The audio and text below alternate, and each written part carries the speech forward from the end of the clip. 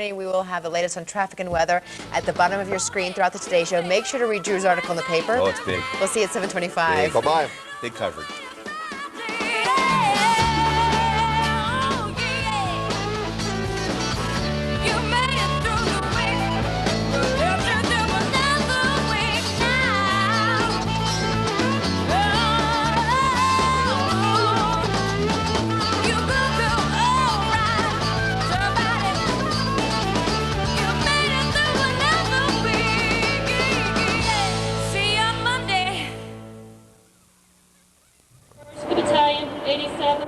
Good morning. A stirring ceremony at Bagram Air Base in Afghanistan. Soldiers wounded in Operation Anaconda receiving their Purple Hearts just minutes ago. We'll talk with one of their wounded comrades today, Friday, March the 8th, 2002. From NBC News, this is Today with Katie Couric and Matt Lauer. Live from Studio 1A in Rockefeller Plaza. And welcome to Today on this Friday morning, everyone. I'm Katie Couric. And I'm Matt Lauer. The fighting in Operation Anaconda has been intense. 8 Americans have been killed, 40 wounded, and we're going to talk to one of those wounded soldiers in just a couple of minutes. That should be very moving. And then a disturbing story, Matt, out of Texas, where a woman has been charged with murder. She allegedly hit a man on a highway and drove home with him still stuck in her windshield. But the story doesn't end there. We'll have the chilling details. And then the latest on the Dog Molly trial in California. Has the defense attorney gone too far? I read The Wire on that story out of Texas yesterday. It's one of the worst stories I think I've ever read. I agree. It is so if it's true. Again, unbelievable. a lot is alleged here, but it sounds just awful. Also, our special Friday series, Where Are They Today? Do you remember this woman? She was one of the stories of the moment of the 1992 Clinton campaign. She has moved on since then. We're going to talk to Jennifer Flowers this morning. Also, we'll wrap up our bargain week with some help on bringing up a baby on a budget. There are good deals out there if you know where to look. We'll try and help you with that. Plus, the very talented actor John Leguizamo will stop by, and Olympic skater Todd Eldridge. His dreams of a medal in Salt Lake were dashed, but he's back on the ice, and he'll take to the Rock Center rink for us this morning, so we're very lucky indeed. But first, let's get the latest overnight news from Weekend Today's Soledad O'Brien, who's filling in for Ann this morning. Hey, Soledad, good morning. Good morning to you, Katie and Matt. Good morning, everybody. Today has already been one of the most violent days in the Middle East in more than a year. At least 26 Palestinians were killed during the night when Israeli troops raided towns in the West Bank and the Gaza Strip. The raids came just hours after a Palestinian gunman attacked a Jewish settlement in Gaza, killing 5 Israeli teenagers. President Bush is launching a new effort to stop the spiral of violence, or at least restore hope in the peace process. NBC's David Gregory is at the White House for us this morning. David, good morning to you. Soledad, good morning. The president is sending his envoy, retired General Anthony Zinni, back to the Middle East with a lot more hope than optimism, warning there are, quote, no assurances he'll succeed. Under pressure to do more to stop the violence, the president admonished both Palestinians and Israelis, enough is enough. The violence and tragic loss of Israeli and Palestinian lives must end. Families on both sides of the conflict share this goal, and so does my country.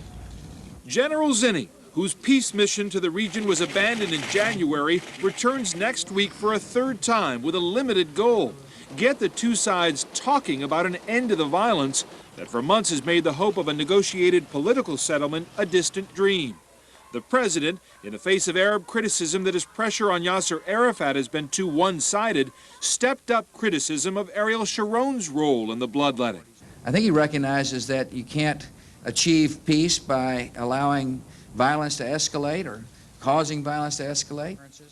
The president cited one bright spot: Saudi Arabia's proposed peace plan that calls for an Israeli withdrawal from the occupied territories in exchange for peace between Israel and the Arab world. What Mr. Bush calls an opening worth exploring. For some time now, behind the scenes, the administration has been seeking an opportunity to get General Zinni back to the region. Sources saying the breakthrough really came in the last couple of days when Secretary of State Powell talked on the phone with both Sharon and Arafat, and they indicated they would welcome him. Soledad. NBC's David Gregory at the White House for us this morning. David, thank you for that. U.S. warplanes are back in the air over eastern Afghanistan, pounding al-Qaeda holdouts. Defense Secretary Donald Rumsfeld says Operation Anaconda could end by this weekend. But the battle has been difficult. NBC's Jim Miklaszewski has the very latest from the Pentagon for us this morning. Mick, good morning to you. Good morning, Soledad. Things are looking up today for the U.S. side in this war. There's a break in the weather this morning over the combat zone, and over 1,000 more Afghan fighters are headed south from Kabul to join the Americans in the fight. Under the cover of darkness, American ground troops advance on al-Qaeda positions. And in 6 days of heavy fighting, it's believed more than 700 enemy have been killed. But even during the heat of battle, al-Qaeda was getting reinforcements. It is very hard to know precisely what's taking place by way of going in and out of that supposedly carefully watched area. At the outset, there may have been as many as 1,000 al-Qaeda in the combat zone. That took the U.S. military by surprise. American troops came under heavy fire as soon as they hit the ground.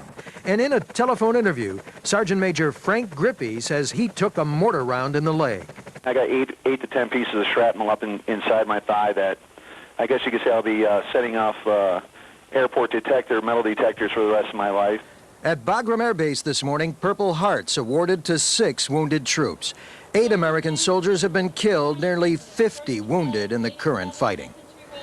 But even with the overwhelming number of enemy killed, U.S. officials say there's still no sign that Osama bin Laden himself is trapped inside this combat zone. Soledad? NBC's Jim Miklaszewski at the Pentagon for us. Mick, thank you for that. Nearly 6 months after the September 11th attacks, a first look at that hijacked American Airlines plane hitting the Pentagon. The photos taken by a surveillance camera cover a span of 4/100ths of a second. The attack killed 189 people in the plane and on the ground. A Massachusetts judge has thrown out child rape charges against former priest John Gaygun. He's already serving a 9 to 10-year prison term for molesting a 10-year-old boy. Ruling Thursday in a separate case stemming from the early 1980s, the judge said the statute of limitations had run out. After almost 3 years behind bars, a former New York City police officer was freed on $1 million bail on Thursday. The conviction of Charles Schwartz in the Abner Louima torture case has been thrown out on appeal. Schwartz faces a new trial in June. And the same cauldron that burned through the Winter Olympics is burning once again. Last night in Salt Lake City, the Paralympic Winter Games opened. More than 400 physically challenged athletes from 36 countries are taking part. And it's now almost 7 minutes after 7. Let's go back to Matt and Katie and Alice. Another beautiful opening ceremony. And that's Yeah, such an nice. inspiring event. really You know, is. as inspiring, if not more, than the actual Olympics when you see some of those people competing. What they have to overcome. That's right. Yeah. Anyway, hi, Al. How are you? Good. Well, I know you're not feeling great, but I'm let's okay. I'm hanging in there. She's hanging in there. Woo-wee. We're in the ER here. That's right. We've been buying tissue by the ton. Spring continues. Chicago 60, Cleveland 70 degrees. We're talking temperatures that are averaging 10 to 25 degrees above normal. Rest of the country today, strong storms in the midsection of the U.S., windy in southern Florida, make that southern California. Look for icy conditions in northern New England, and snow continues through the plains with a high of 6 degrees today in Billings, Montana. That's what's going on around the country. Here's what's happening in your neck of the woods. Winter comes to the high country once again. We have a winter storm warning in effect for parts of the northern mountains where they're expecting up to 8 inches of snow, but it's really blowing around out there. The dense fog advisory continues for the eastern plains. Visibility is below 1/4 mile. And of course, our high temperatures today happen early. They'll be in the low 40s. Here's your Denver forecast for today. We've got mostly cloudy skies by this afternoon. Rain and snow showers, high around 42 degrees. Tonight, temperatures will be in the teens. The weekend forecast actually warming up nicely, especially on Sunday. That's when we get up to 62. It's 7:08. Now here's Matt. All right, Al, thank you. On Close-Up this morning, Operation Anaconda. It is the deadliest battle in the war in Afghanistan so far. 8 Americans have been killed, more than 40 injured in the fierce fighting. One of them is 20-year-old Specialist Wayne Stanton of the Army's 10th Mountain Division out of Fort Drum, New York. He's at Landstuhl Medical Center in Germany this morning. Specialist Stanton, good morning. Morning. Can you tell me how you're doing? I'm doing pretty good.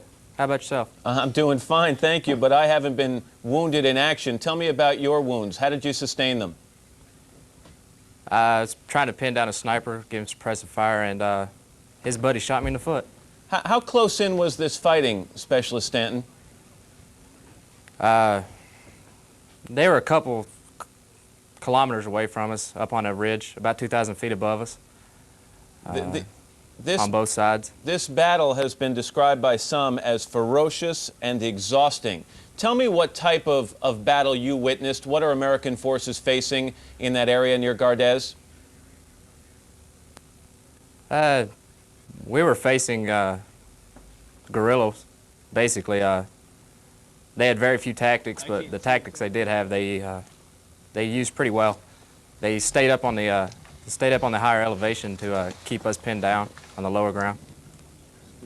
How well entrenched in the caves and crevices are the Al-Qaeda and Taliban forces? They use the cave networks and the cubby holes that they've dug into the side of the mountains pretty well. When close air support and gunships come in to bomb them, they hear the planes coming, they just run back into the caves. Some people have said that they're putting up almost fanatical resistance. Would you concur with that? In a way, yeah. It's their backyard. It's their country. And they don't like us. So. Can you tell me a little bit about the terrain and the weather conditions that U.S. forces are facing there? The terrain's pretty difficult to navigate. It's real steep in some places and not a lot of flat ground. The weather there, it's pretty warm during the day, but at night it gets really cold and it snows. The elevation's really high, so that makes it hard on some people to breathe that aren't used to it. I understand that what you do is there's kind of a nickname for it. It's referred to as ground pounding. You're a mortar specialist and you're with the 10th Mountain Division. How well did your training prepare you for what you've seen in Afghanistan so far? My training prepared me pretty well to deal with this. Nobody's totally prepared for it. It's a total different world. But as far as the NCOs in my unit, they've trained us pretty well to adapt and overcome any obstacle. Pretty much just went off instinct. That got me through it. Well, Specialist Stanton, hold on a second because I want to switch. We've got a live camera in Knoxville, Tennessee this morning, and I know there's a very interested party there who would like to say a few words for you. This is Phyllis Bennett, who I think you know better as Mom. Mrs. Bennett, good morning to you. Good morning. Something you'd like to say to your son? Yeah, I'm just so glad you're okay. I'm glad you're coming home. Mrs. Bennett, it must have been awfully nerve-wracking for you to know that your son was in Afghanistan. When did you realize that he was actually taking part in this battle that's been described in the news over the past several days? When he called me from the hospital, told me he had gotten shot. That's got to be a nightmare phone call. Oh, yes. Woke me up in the middle of the night. When Specialist Stanton, when do you think you may return home? What have doctors told you about your recovery? My recovery's come along pretty well. They got the bullet out of my foot. It's healing up pretty nice. There's no infection. I should be home within a week or so. Mrs. Bennett, what kind of homecoming do you have planned for your son? Oh, a big one. We'll be so happy to have him home. Well, Specialist Stanton, anything you want to say to your mom before we disconnect this line, so to speak? I love you, Mom. I love you too. All right, Specialist Wayne Stanton and Phyllis Bennett, thank you both for joining us. And Specialist Stanton, good luck with your recovery. We're thinking about you. Thank you. All right.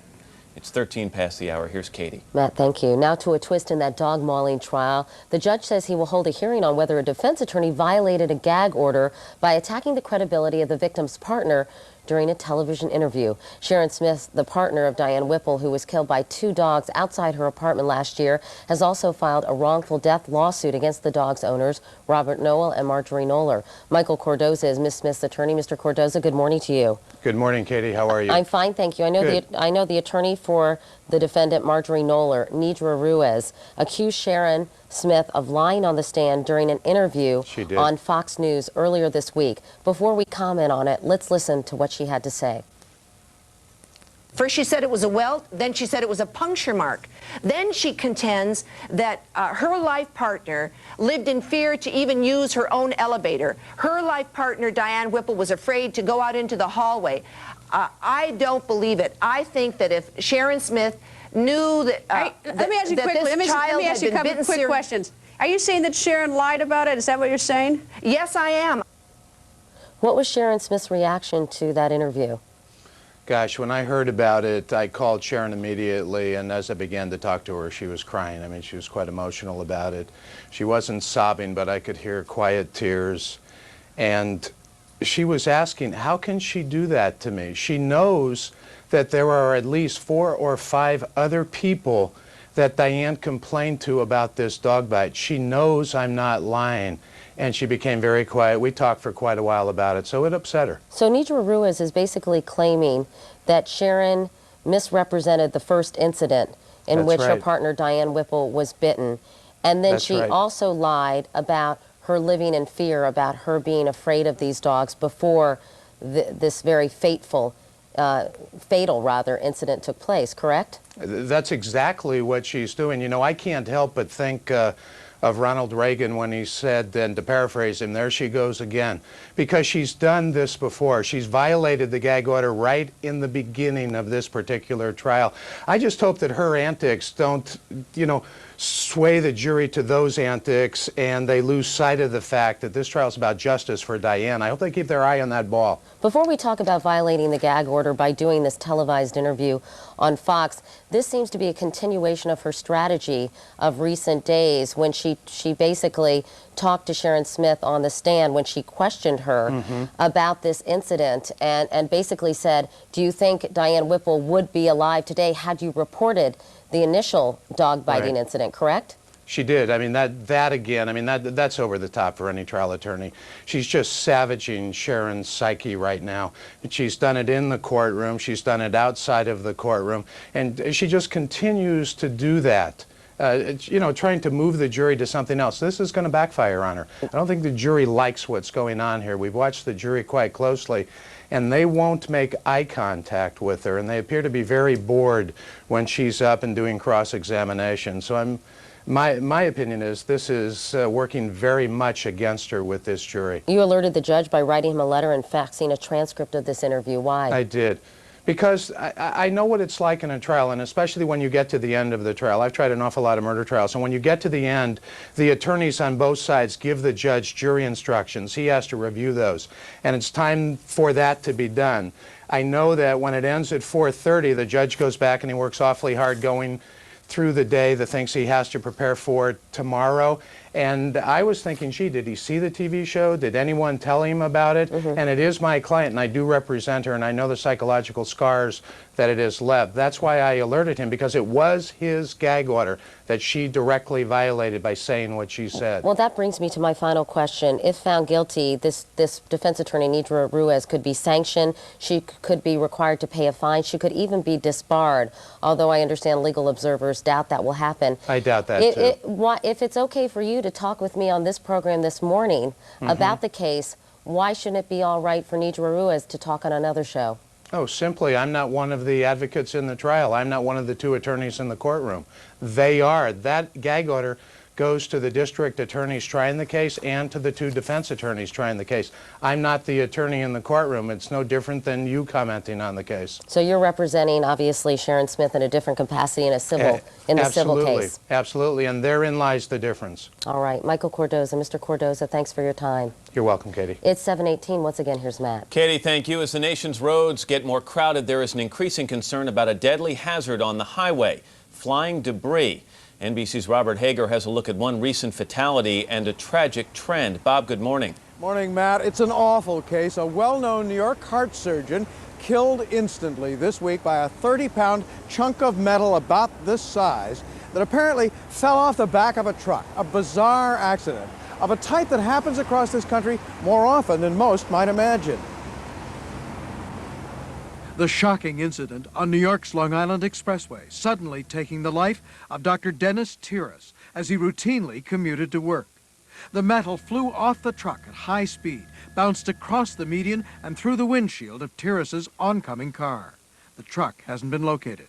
It was an overwhelming feeling of sadness, I think is the best way of describing it. Actually, everybody was obviously very shocked. In a similar accident on this same highway 4 years ago, this 7-foot pipe took the life of the famous movie director, Alan Pakula. I'm really lucky. I thank my lucky stars. In Florida, Stephanie Murray miraculously survived after being impaled by a rod that came off a truck.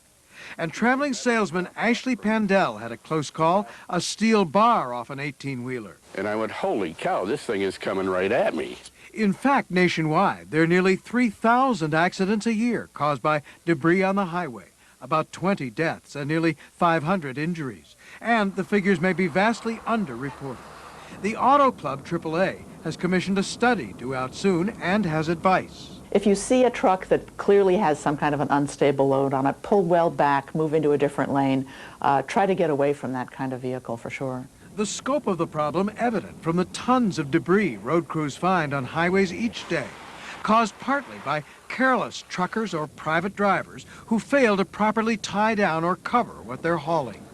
In Nebraska, 19-year-old Mark Massey was killed by a huge piece of roadworking equipment that just rolled off a trailer. His father, Tom. We have no choice when we drive down the highway. We count on other people being safe, and when they're not, we suffer for it. And my family was devastated. It will never be the same. Today, Massey and some others are campaigning for tougher laws about securing cargo. But tough laws still can't prevent a lazy driver from cutting corners while loading up, sloppiness or negligence, and just one loose item can suddenly become an instrument of death. Take the life of an unsuspecting surgeon or any innocent traveler on our nation's highways. Matt? All right, Bob Hager. Bob, thank you very much. It is 7:20 on a Friday morning. This is Today on NBC.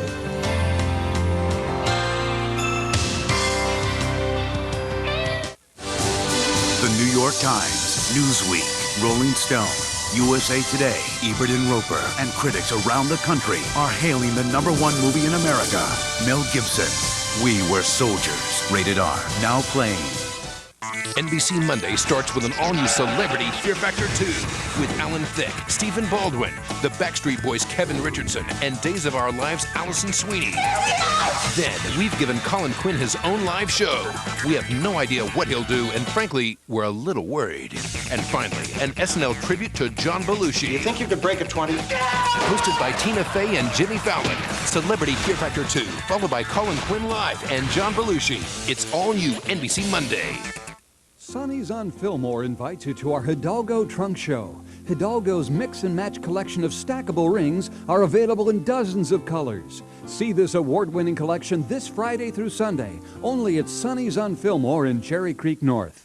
It's back and better than ever. 0% financing at Transwest GMC. Get 0% financing or cash rebates up to $2,002 on the full line of professional-grade GMCs at Transwest. And with special lease rates, you can drive a new Sierra Extended Cab 4x4 for only $269 a month. A new Envoy, just $319 a month. Or a new Yukon, just $359 a month. The best prices, selection, 0% financing or cash rebates up to $2,002. Transwest GMC in Denver. Take charge of your health by going to 9news.com. The healthy benefits of Optimum Wellness include delicious Cascadian Farm organic fruits and vegetables. Every bite has a taste you can believe in. Cascadian Farm is just a click away. Thinking about painting your car but worried about the cost of bodywork? Maaco's offering our popular presidential paint service and 4 hours of bodywork for $399. Take advantage of this limited offer. Call 1-888-MAACO-USA. In our next half hour, a horrifying hit-and-run accident. A man stuck in a windshield, and left to die. And whatever happened to Jennifer Flowers? She'll be here live to tell us after your local news. Every day, millions of people in the United States wake up to billions of allergens. Introducing Clarinex. Clarinex provides receptor protection to help block histamine. Clarinex gives you 24-hour non-drowsy relief for any allergy, anywhere, anytime. Side effects are similar to sugar pill, including sore throat, dry mouth, and fatigue. Talk to your doctor about new 24-hour Clarinex. If you want great body that lasts, you need the right physique. Not that kind of physique. Physique 20-hour volumizing collection of shampoo, conditioner, and styling products. With Physique, get 20 hours of unstoppable volume and body. Yeah, that kind of body. Physique 20-hour volumizing collection. Give your hair the physique it needs. Kiss those winter blues goodbye during Broyhill's Spring Savings Event. Save on leather, dining rooms, bedrooms, living rooms, home office. What could be better than savings on Broyhill? But hurry, they end March 17th. Strap in, hold on tight, and brace yourself for the greatest adventure through all time. Chemical assault, I don't bite. The Time Machine, rated PG-13, now playing everywhere. The forecast for the fiscal... Excuse me, it's 12 o'clock. So? Well, we were going to go to Wendy's for their new salads. Yeah, and I'm getting that Mandarin chicken salad. I was thinking the chicken BLT. Wait, have you had the Taco Supremo? Okay. Everyone who wants to go to Wendy's and get a salad is free to leave. With ingredients like mandarin oranges and sliced almonds, Wendy's 4 new garden sensations have raised the bar on salads. People, that was sarcasm. People. Try Wendy's Garden Sensation salads today. 2 hours of hard riding, and I was hurting. So I took control with Advil. Not Tylenol, not Aleve. Nothing's proven stronger or lasts longer than Advil. You have the strength to get rid of pain. Take control. Take Advil. Hey, can I write a check for this? I just need to see some ID. Hold that thought. Eunice, hi. Come with me. Okay, so I was in a movie with an extra, Eunice, whose hairdresser, Wayne, attended Sunday school with Father O'Neill, who plays racquetball with Dr. Sanji, who recently removed the appendix of him who dumped you sophomore year. So you see, we're practically brothers. Tired of looking for ID? Use the Visa Chair card to get you in, out, and on with life. I forgot my ID again. I would like to make a toast, but first a few words from the father of the bride.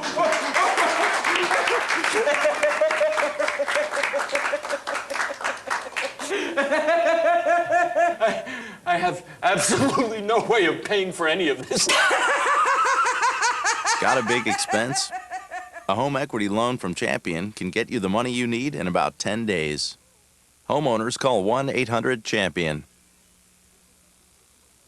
From Colorado's news leader, this is a 9 News Update.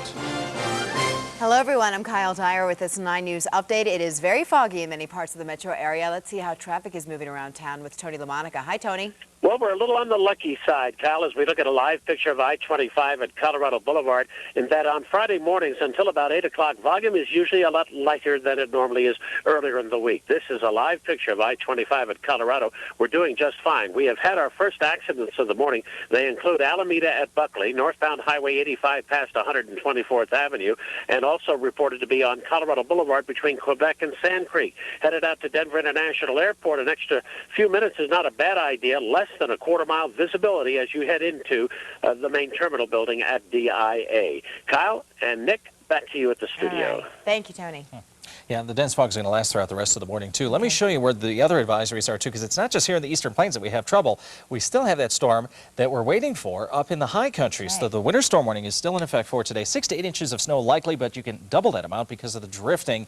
At Wolf Creek Pass, we understand that the winds are gusting upwards of 40 miles per hour. Yikes. 30s and 40s for high temperatures out there. We're only expecting low 40s here along the Front Range in Eastern Plains. Once again, we take you back outside, and the forecast calling for, again, lots of cloudiness and showers. Rain and snow showers for us in Metro Denver with a high temperature of 42 degrees. Tonight, temperatures will be in the mid-teens. Tomorrow, actually a very nice day, mostly sunny and breezy, high 49 degrees. Sunday looks great with a high of 62. I like Sunday. Yeah? Okay. Thank you, Nick. That is all for right now. Another update in about 25 minutes. We'll see you then.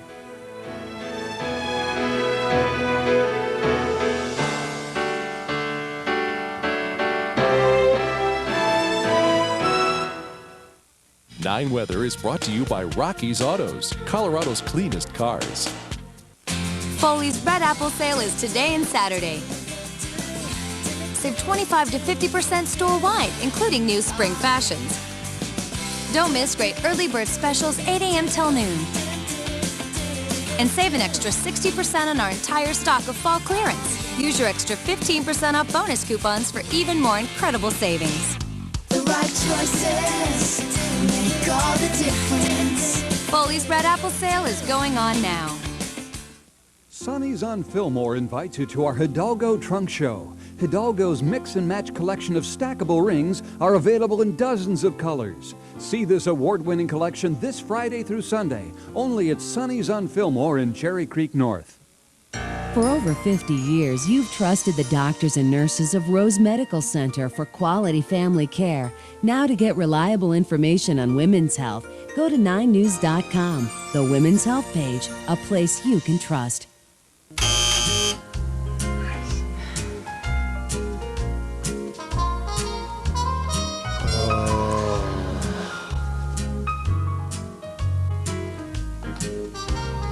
For a smooth operation, we need some real medical professionals for this year's 9 Health Fair. If you'd like to lend a hand, call 303-698-4455 or go to 9news.com. Visit the 9 Health Fair this year. Help us keep Colorado healthy.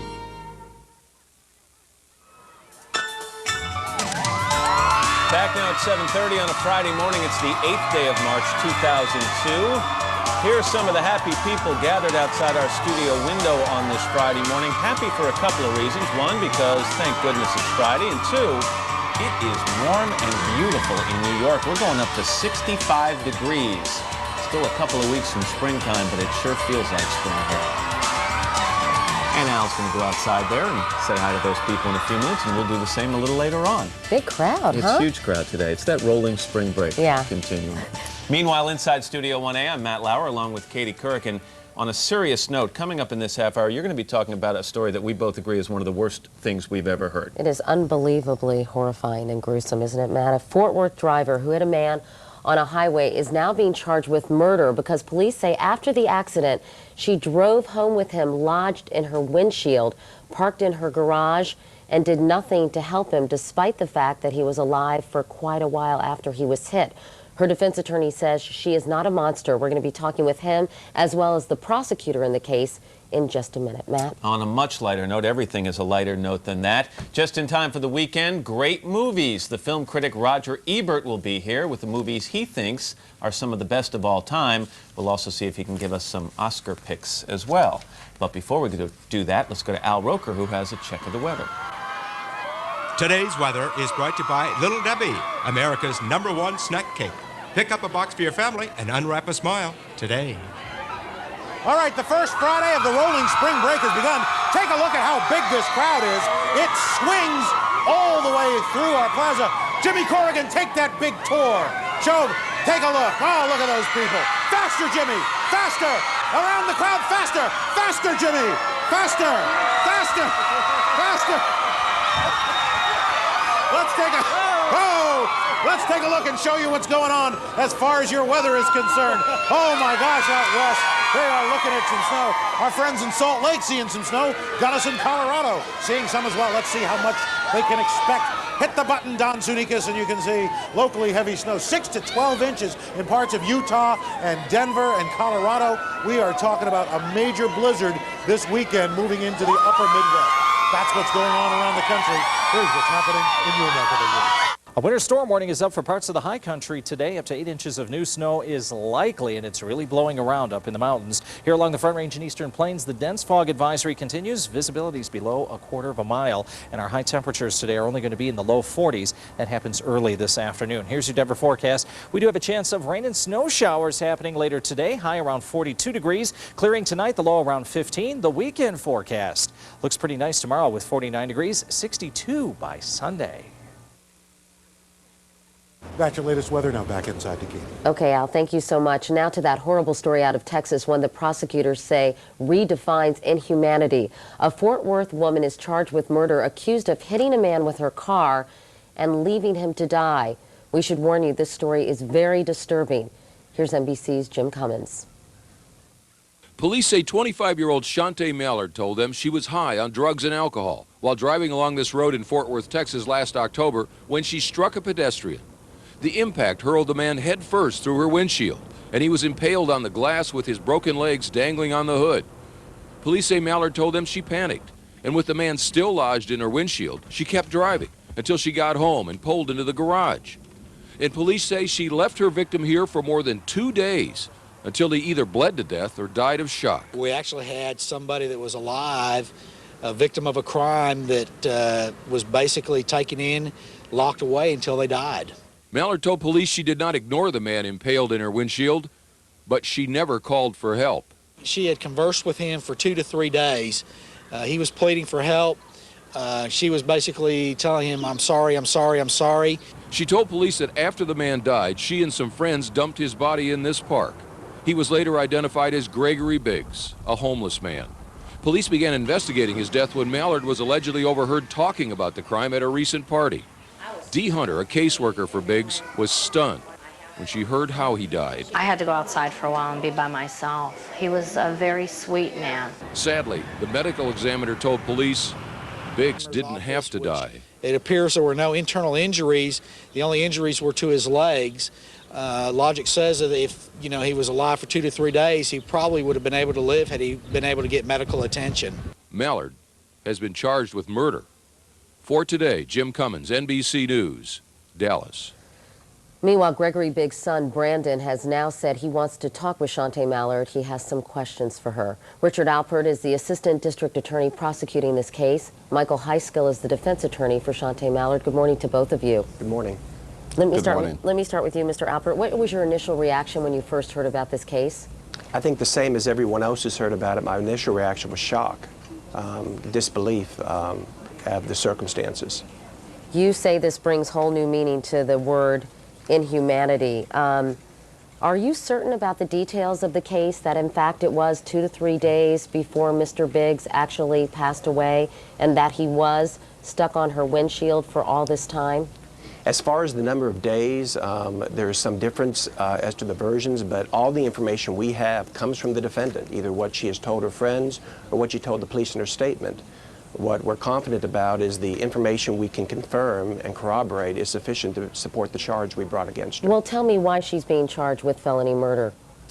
Well, the underlying charge, we have a charge called failure to stop or render aid, which basically involves striking somebody with your vehicle and then failing to stop and seek to render aid to someone when you know they've been hurt. This goes so far beyond that because she didn't just fail to render aid, she made it impossible for anyone else to render aid by driving some distance of over a mile to her home, parking her car in the garage, closing the garage door, and then, as reports have stated, she came out and spoke to him on a number of occasions, but never sought to get him aid. And in fact, from a legal standpoint, Mr. Alpert, she would have been better off if she had hit him and left him on the side of the road. Absolutely. As far as the range of punishment goes, the failure to stop or render aid charge has a maximum punishment of 5 years in prison. Michael Heiskill, do you dispute any of the facts of this case that have been brought to bear so far? Yes, I do, Katie, but first of all, let me express our heartfelt condolences to the Biggs family on behalf of myself and Shante. I do dispute many of the facts. I think there are a lot of inaccuracies, embellishments on the part of the witness who went to the police initially, as well as what's contained in this statement of my client Shante. I think it's curious to note that this statement was not video recorded, audio recorded. It is a statement taken of an emotionally distraught young woman who was traumatized by this incident initially and shocked when it happened, and of course made a very bad decision, and that decision was compounded by the decision of others who she counseled with and sought the advice of in trying to remedy the situation. So do you dispute the fact that she had this gentleman in her windshield, she brought him home, parked the car in the garage, closed the garage, and that he lived for some time following the accident? I dispute the fact that he lived for some time. I dispute the fact that he was in the home for 2 to 3 days. From my investigation, he was in the home no more than 24 hours. Shante, after she went home with the body, she made calls to friends who came over and counseled and advised her as to what to do. This report about conversations, the man having conversations with her, I believe are totally inaccurate. And I believe it's something that we should take a step back and wait until all of the facts are in before we judge this young woman. So you She's not the wicked witch of the West. She's a frightened young woman who made a very bad decision, and she should not face a murder charge for this. So you believe... And I think all the facts will result in that. You believe reports that he begged for help as he lay on her car? No. That they are completely false? I believe they're completely false. This allegedly comes from my client's own words. However, even in the written statement, that a traffic investigator took, not a homicide investigator took from my client. There was no recitation that this man conversed with her or anything of that nature. There are some references to moaning and groaning, certainly something that would happen after a very traumatic accident like this. Well, if you say he was even in the garage for 24 hours following the accident, wasn't it incumbent upon her to get help for this man? You're right, Katie. As I stated earlier, she was traumatized. She was shocked by this incident. She's an emotionally fragile young woman. She made a very bad decision, and that decision was compounded when she sought the aid and assistance of friends who came over and initially took over from there. Was she under the influence of any drug, or was she under the influence of alcohol? There are reports that she had taken ecstasy. No, I believe that's also inaccurate as well. That's not included in her statement. That comes from a third-party source. She admits to having a couple of drinks earlier that evening. However, I do not believe that intoxication or drug use is an issue here. Richard Alpert, what do you make of Michael Heiskell's claims that this confession is questionable and many of the things that are being said about the incident simply are patently untrue? Well, the acts that we're talking about, his client had 3 months or more from the time of the collision to deal with this, and all that time she kept the vehicle with the remains of Mr. Biggs on the car. And he was on the car. Wait a second. He was on the car for 3 months? There is trace evidence from him. No, I don't believe, and we've never indicated, and I don't know of any source that says he was on the car for, I don't even know as far as the 3 days goes where that comes from. But the car was kept in there. I mean, the police got a search warrant and went and found the car and have retrieved trace evidence, which is going to be used to corroborate that he was in the car. So she was so distraught, but she kept his vehicle in her garage. That doesn't make any sense. Plus the idea that defendants don't kind of lessen their culpability when they give statement to the police, that's not my experience. I think people speak more freely when they're around people they think are friends, and I'm just grateful to the person who heard her make the statement, who had the compassion to come forward and report this to the police, because we still wouldn't know, and Mr. Biggs' family still would not know the circumstances surrounding his death if she hadn't done that. Mr. Alpert, apparently there were other people, though, who helped her dispose of the body. Are they going to be charged with anything? We certainly intend to charge them once the police arrest them and we get that information. They certainly, I don't dispute the fact that she had help disposing of Mr. Biggs' body after he died. And Michael Heiskell, you're going to try to prove in court that she should be charged with failure to stop and render aid, and that she has been overcharged with this felony murder charge? That's correct, Katie, because the elements in the failure to stop and render aid incorporate the element of death, injury or death resulting from an accident in which the person fails to provide aid or return to the scene to provide aid, or whatever the case may be in that scenario. I think that was what she was originally charged with. Then later, after this traffic investigator conducted further investigation, they upgraded it to murder. I don't think the facts warrant it, the evidence will not warrant it, nor does the law call for it in this particular situation. I'm going to give Mr. Alpert the last word. Do you think you'll be able to get a conviction? I'm confident that a jury, when they hear the evidence, will find that we picked the right charge in this case. Richard Alpert and Michael Heiskell. Gentlemen, thank you very much. Thank you. Thank you. And we'll be back with more of Today right after this.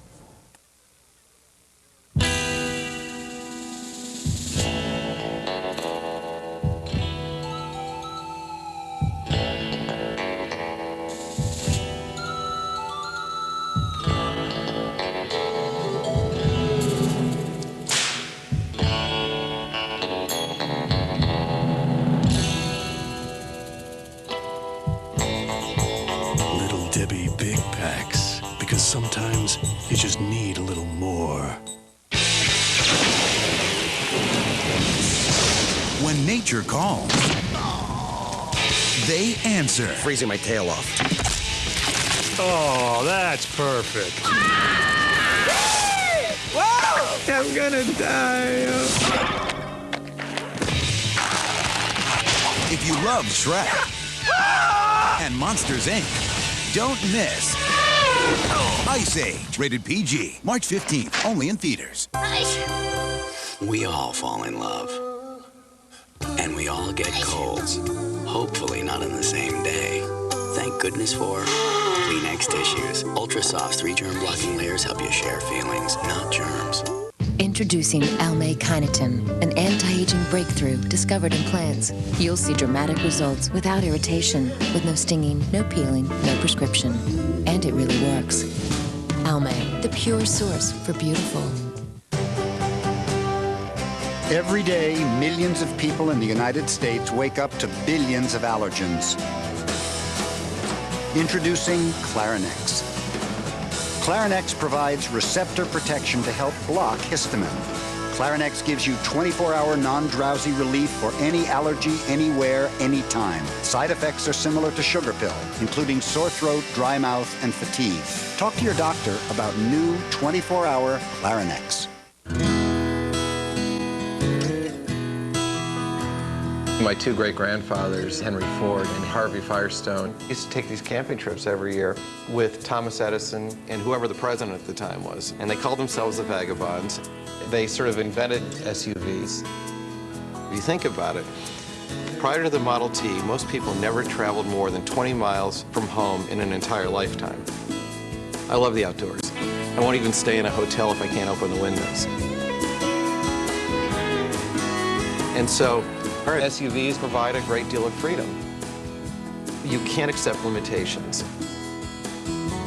We want to do things in a new way, and to do that, you must have no boundaries. SUVs are what people want, and we do them better than anybody else. When you get it right, you just know it. Then it's really fun.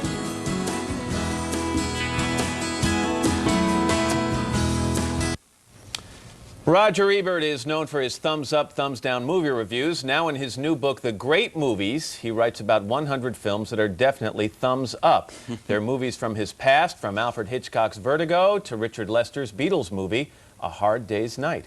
Roger Ebert, good morning. Good morning. How are you? I'm fine. How are you is the question. Before I get to the book, you had surgery. I did have surgery 2 weeks ago today, but I was doing fine until I heard the last story. It's horrible. Yeah, it really is. It's unspeakable. But you had thyroid surgery. Thyroid cancer, and I'm in the middle of 3 weeks of a weird diet, and then they treat me with some medication. I'm doing really great. I'm tip-top. You look great. Yeah. You really do. Let's talk about this book. People are going to immediately assume when they see this that this is your list of the 100 greatest films of all time. You have a problem with that. I don't believe in lists like that because, you know, whose list is it and why isn't this title on it and why did you include this? This is a list of 100 great movies spanning a century of film. So that these are films that help define greatness in cinema. Yes. I think there are a lot of important directors here, various countries, silent films, and so forth. Let's get right into it. Hitchcock's Vertigo. Jimmy Stewart in this, Kim Novak. Why'd you pick this as one? This is Hitchcock's best film, and I think Hitchcock probably was the dominant director of the first century of film, and it's the most personal film. This feeling between Kim Novak and Jimmy Stewart, based on the fact that they're both deceiving each other, is so complex. You make a good point about women in Hitchcock films all being the same, basically. Well, they are all blonde. Usually they're blonde. They're icy, and he humiliates them in one way or another. The next movie we want to talk about is Hard Day's Night. To be honest, I was surprised you picked this. Yeah, everybody thinks that is a weird choice, but have you seen it recently? I haven't seen it since probably 1968 or something like that. It is one of the most joyous, upbeat, cheerful, happy, visually inventive movies I've ever seen, and it really holds up. It's having its anniversary now. And you like the fact that there's a sense of innocence with the Beatles in this movie. The Beatles didn't know what was going to happen next. They made it before they broke big. A lot of people in America were introduced to the Beatles by seeing this movie. A lot of guys went in to see this movie and walked out already growing their hair. Those who could, at least. Right. The one movie here that probably wasn't as appreciated when it was released as it is today is Singin' in the Rain. Singin' in the Rain was not honored in its own time, which was exactly 50 years ago. American in Paris was considered to be the great musical of that time. And I think Singin' in the Rain is the greatest Hollywood movie ever made, and maybe the best musical ever made. And there's the most famous scene from it, but just every musical number is fabulous. I could just watch this. I see this on a Saturday or Sunday, and it just can't change the channel.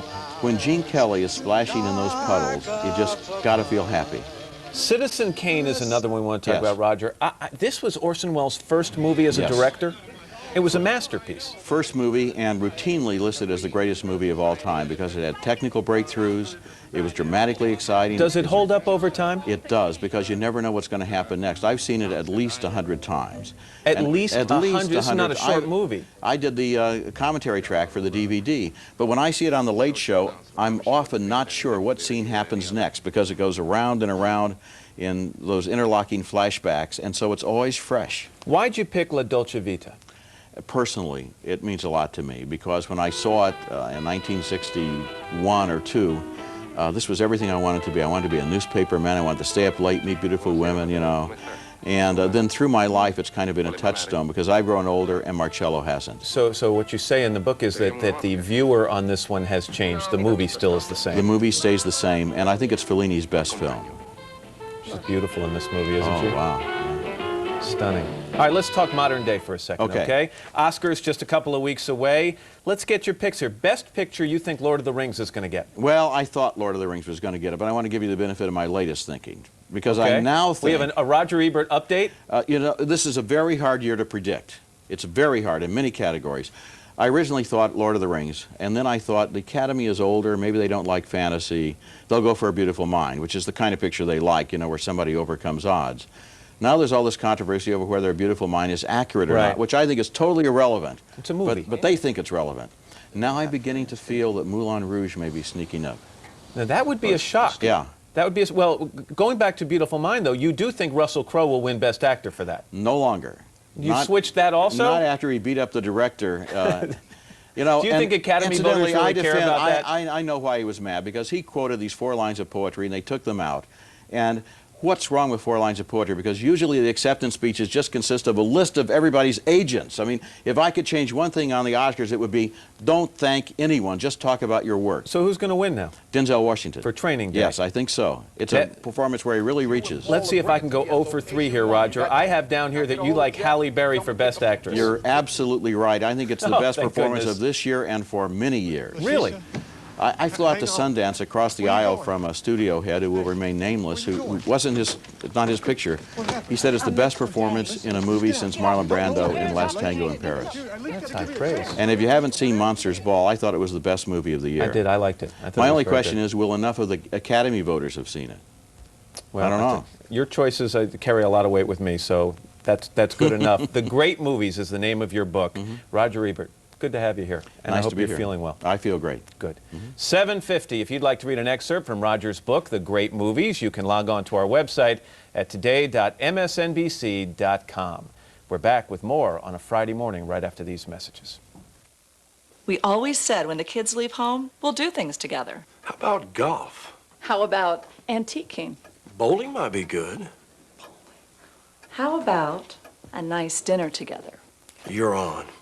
Stouffer's Homestyle Entrees lets us enjoy those great family meals I used to make, like baked chicken breast and creamy mashed potatoes. I just whip up a salad and let Stouffer's do the rest. Dancing. We're getting there. Stouffer's, nothing comes closer to home. It's time to go, girl. It's time to play. It's time to take off 20 to 50% at the JCPenney Spring Sale. You'll find fashions for the whole family in the hottest colors and patterns of the season. Stripes, florals, pastels, and corals. All 20 to 50% off. I wanna fly. It's time to go to the Spring Sale. It's all inside. JCPenney.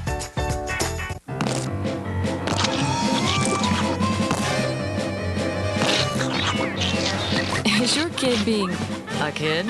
Call Stanley Steamer. Stanley Steamer. Tough on dirt, gentle on carpet.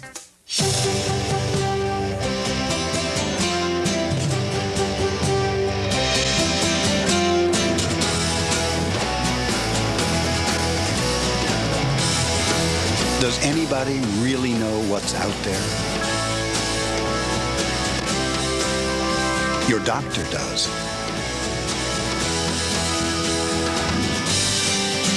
Talk to your doctor about Clarinex.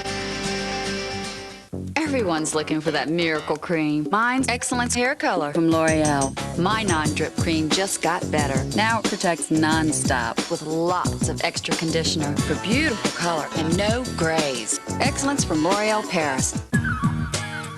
1 part tulip, 2 parts French vanilla. Add 1 whitewash shutter. Mix 1 quart lazy afternoon. Stir in 1 cup sunshine and a pinch of fresh sand. Serves 1 or a family of 6. Swedish Home by Ethan Allen. All the ingredients you need to make an elegantly simple home. At Post, we know people need everyday energy all winter. Pardon me. So we're here with Grape Nuts Hot. It's still crunchy. Excuse me, would you like to try some Grape Nuts Hot? I made it. It's good. What do you think about my hat? Grape Nuts Hot, energy to burn. Coming up in our next half hour, special series, Where Are They Today? We'll talk to Jennifer Flowers. Also, our bargain series continues this morning, bringing up baby without breaking the piggy bank. But first, these messages on your local news.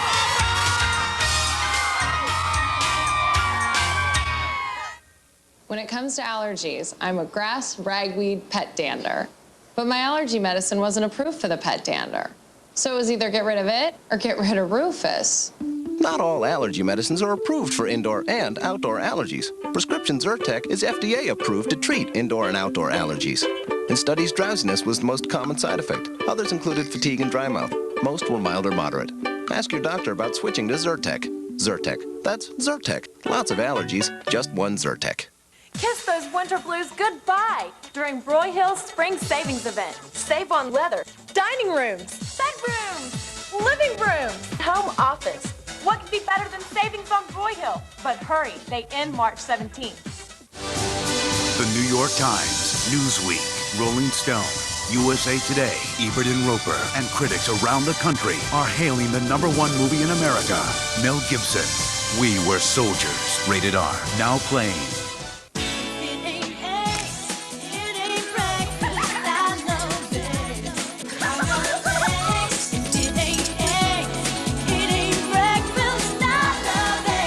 For a hot, convenient breakfast, nothing beats eggs. And for as little as 8 cents each, they're an incredible value.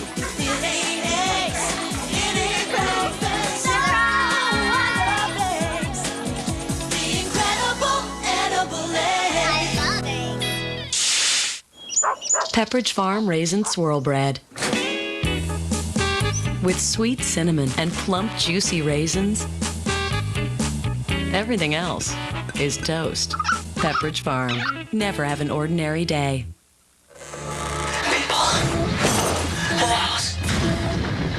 On March 29th, Columbia Pictures invites you into the panic room. Obi-Wan is in that room. I'm coming in there! Open the door, please! No! Go. Shut your eyes and don't turn around.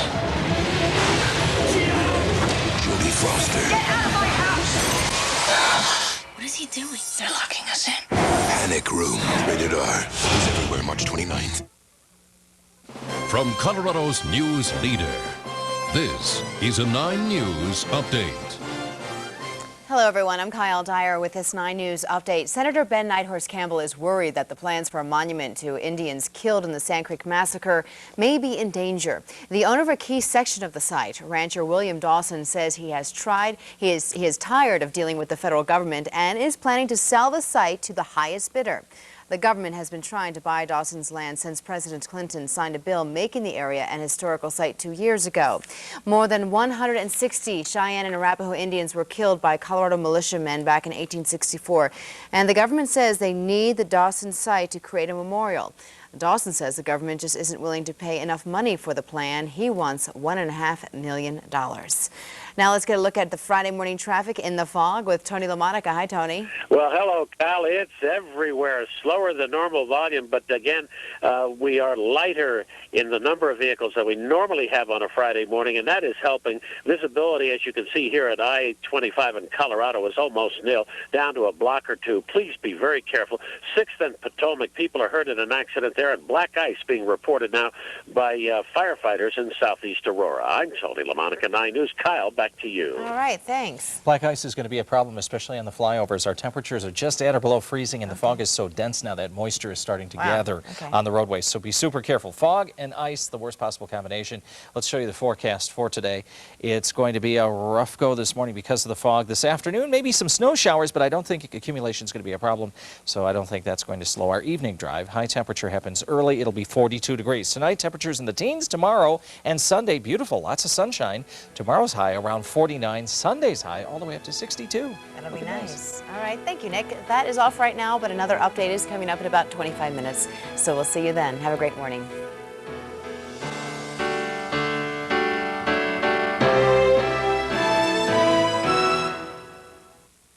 9 Weather is brought to you by Rocky's Autos, Colorado's cleanest cars.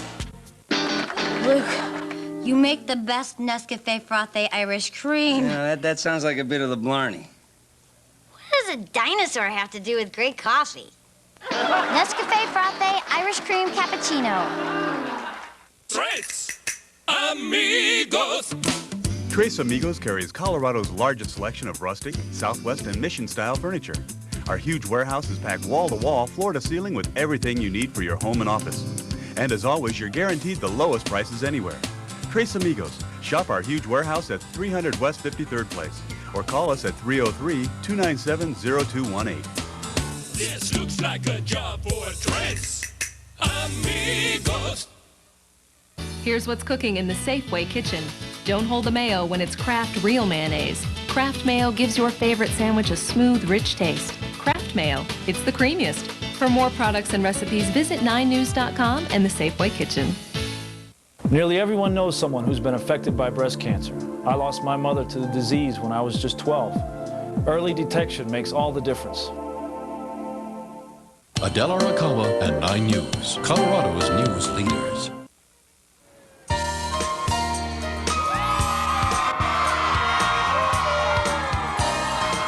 We're back at 8 o'clock on this TGIF morning. It's March the 8th.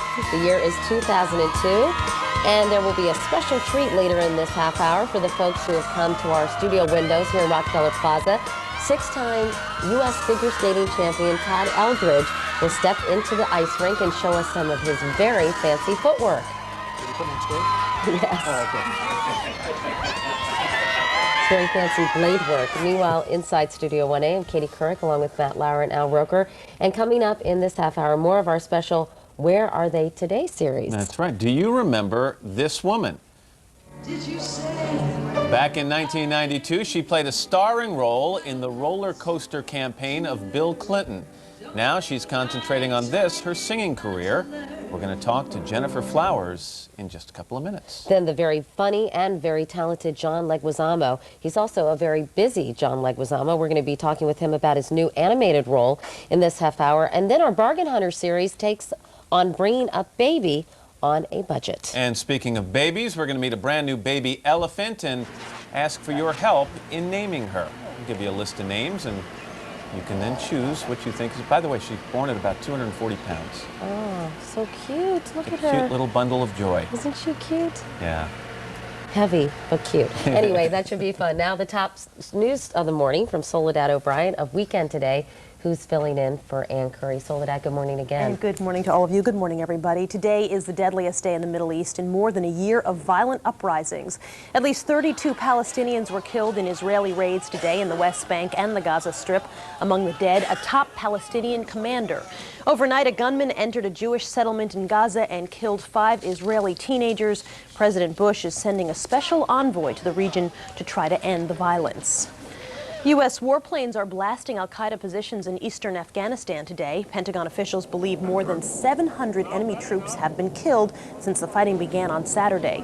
Defense Secretary Donald Rumsfeld says the battle could be over as early as this weekend, but he cautioned that al-Qaeda is rushing in reinforcements. This morning at Bagram Air Base, 6 soldiers wounded in Operation Anaconda were awarded the Purple Heart.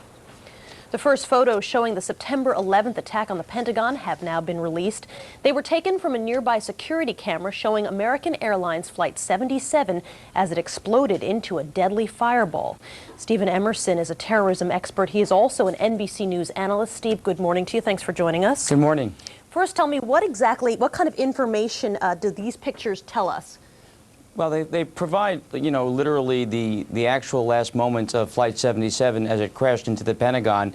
The clarity is not great because it's a high-speed definition film, but it shows almost, if you look very closely, that the plane nearly touched the ground, actually hit the ground in the second before it hit the Pentagon, showing that it had descended from a very high altitude in a very last-minute effort to maximize its devastation against the Pentagon. So is there any useful information that investigators then can take from that? Well, certainly they're looking at the flight path and everything, but frankly, and they're going to be blowing up any of the frames to see if they can see anything on the plane itself and in the cockpit. But frankly, it's very unlikely they're going to find anything that's forensically useful. It's basically helpful to provide closure for the families and to give us an indication of what happened at that last second. Terrorism expert Stephen Emerson, thanks for joining us this morning, Steve. And former Playboy playmate Anna Nicole Smith appears headed for a big payday. On Thursday, a federal judge awarded Smith more than $88 million from her late husband's estate. She married oil tycoon J. Howard Marshall back in 1994 when she was 26 years old and he was 89 years old. He died just 14 months later. Marshall's son now says he plans to appeal. And it's now 8:04. Time for the weather and now. Today's weather is brought to you by New Whips from Yoplait. It's so good. Come on over, Jimmy. Come on over, Jimmy. Who's nice, kids? Where's the John J. Pershing Middle School? Houston, Texas? And you're on your spring break? All right, here they are, all over here. Let's check your weather, see what's going on. And you can see some wet weather moving across Florida. We've got some snow in the Pacific Northwest. Let's go underneath the clouds and show you icy conditions in the western Great Lakes. Strong storms, Texas on into Iowa. Look for sunshine in central California. And we've got sunshine here in the east and temperatures that are well above normal. That's what's going on around the country. Here's what's happening in your neck of the woods. Winter comes to the high country once again. We have a winter storm warning in effect for parts of the northern mountains where they're expecting up to 8 inches of snow, but it's really blowing around out there. The dense fog advisory continues for the eastern plains. Visibilities below 1/4 mile. And of course, our high temperatures today happen early. They'll be in the low 40s. Here's your Denver forecast for today. We've got mostly cloudy skies by this afternoon. Rain and snow showers, high around 42 degrees. Tonight, temperatures will be in the teens. The weekend forecast actually warming up nicely, especially on Sunday. That's when we get up to 62. Look who's back. It's Lenny after a little bit of an illness. How you feeling? Feeling good. We missed you while you were gone. Thank you very much. All right, we're glad you're back, Lenny. All right, let's head back inside tonight. All right, Al, thank you very much. On our special Friday series, Where Are They Today? Gennifer Flowers. It was in 1992 that she first came onto the national scene. She was a lounge singer and former reporter from Arkansas who found herself in the middle of a political scandal. Before Paula Jones and Monica Lewinsky were household names, there was... I would like to introduce my client to you, Gennifer Flowers. Gennifer Flowers first came into the public spotlight in 1992. Yes, I was Bill Clinton's lover for 12 years. It was in the midst of the New Hampshire presidential primary when she made that announcement. Governor Clinton, what's your relationship with Gennifer Flowers? There really isn't one, obviously. Flowers claims she met Clinton while reporting for a local television station in Arkansas. Are you still ready for school to start? She decided to make the affair public when she got word that Star magazine would run an article listing her as one of Governor Bill Clinton's lovers. The truth is, I loved him. Now he tells me to deny it. Well, I'm sick of all of the deceit, and I'm sick of all of the lies. But the then governor didn't allow Flowers to wilt his campaign. He continued to deny the allegations. It's sad.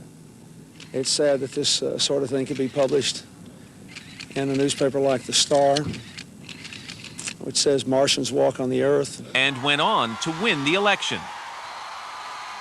But in 1998, Flowers finally got what she wanted. President Clinton admitted having an affair with her during his grand jury testimony in the Paula Jones sexual harassment case. I had to acknowledge, because of this definition, that under this definition I had actually had sexual relations once with Gennifer Flowers. But this chapter in her life isn't over yet. Flowers is still trying to press a defamation lawsuit against former First Lady Hillary Rodham Clinton and 2 former Clinton advisors for painting her as a liar. A decision on whether or not the case can go forward will come from an appeals court within the month. Gennifer Flowers, good morning. Good morning. I want to talk about this lawsuit for a second. It was dismissed a couple of years ago. A judge said it hadn't been filed in a timely fashion. What do you gain by keeping it going and trying to get it reinstated? Well, you know, what is a reputation worth? What is your integrity worth? I believe that I should have my day in court to prove that I wasn't lying. They continue to call me a liar, even though Bill has made a partial admission of the relationship. So you know, I would like to establish that once and for all. I watched your face as we were watching former President Clinton say that he was forced to admit that he had sexual relations with you once. Well, and that's kind of the look you had when he said it. Well, that's just so funny. I never have figured out why he said in 1977, and certainly why once, because most of the documentation and the actual proof occurred, the eyewitnesses and so forth occurred in the 80s. So I just always find that extremely amusing. And I think they just determined that he could have been held liable for the statements he made during that deposition, that he actually did commit perjury. That's his side of the story. Your side of the story is that this affair lasted 12 years. And you've said, and we watched you say it a second ago, that you were in love with him. So today, in 2002, what are your feelings about Bill Clinton? Well, I would tell you that I'm certainly ready to move on with my life, and I have. I'm in New Orleans now in the French Quarter with my own club.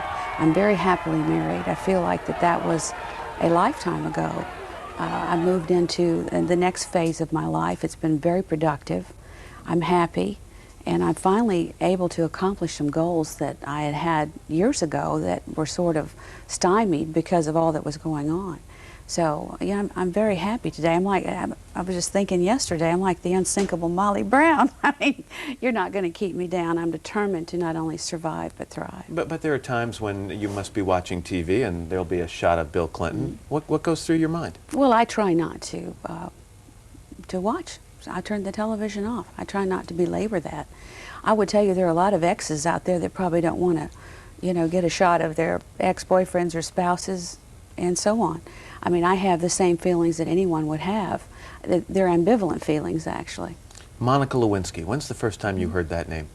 I was sitting in a studio getting ready to do an interview, and they put a photograph of her up, and I actually thought it was me during my reporter days when I had dark hair. It's interesting you say that. I couldn't believe it. No, we've the two of you side by side. This isn't the best picture of you. It's a little grainy, but there is a similarity, almost a striking similarity between the two of you. Yeah, I actually thought it was me.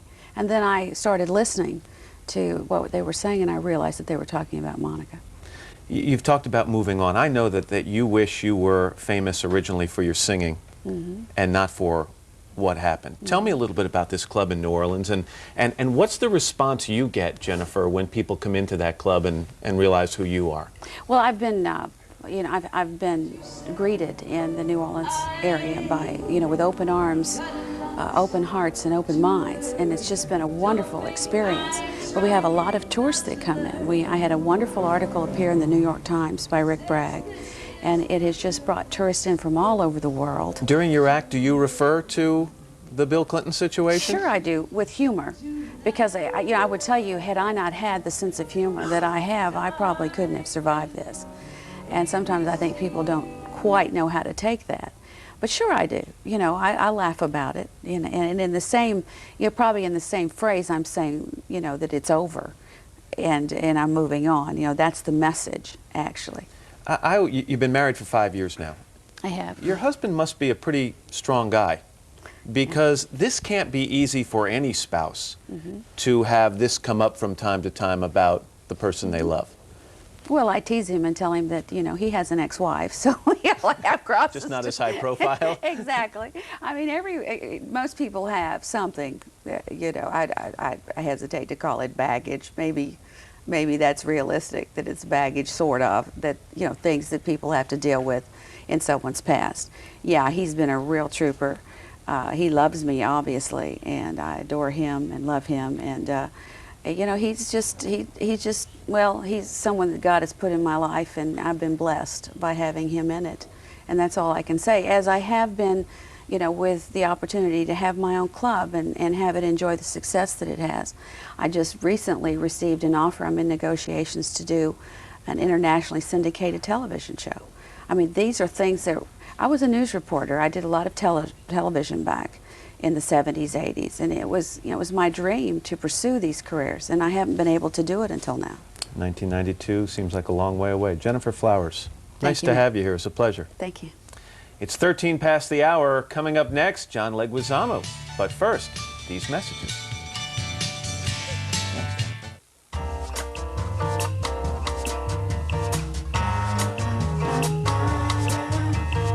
Introducing Whips. only from Yoplait. In 6 amazing flavors.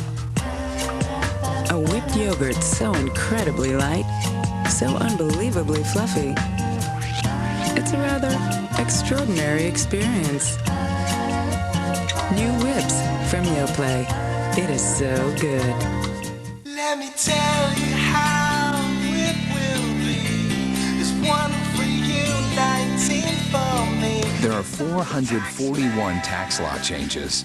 One provision could affect how much you pay. Is it on page 17 or page 17,000? No one understands the tax law changes better than H&R Block. If you're not satisfied, you don't pay.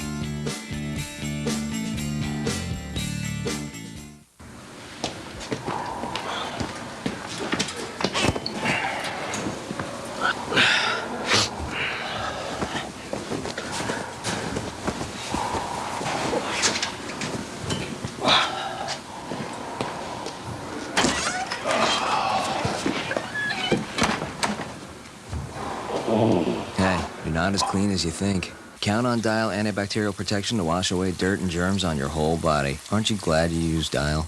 Clarinet lessons, $30 an hour.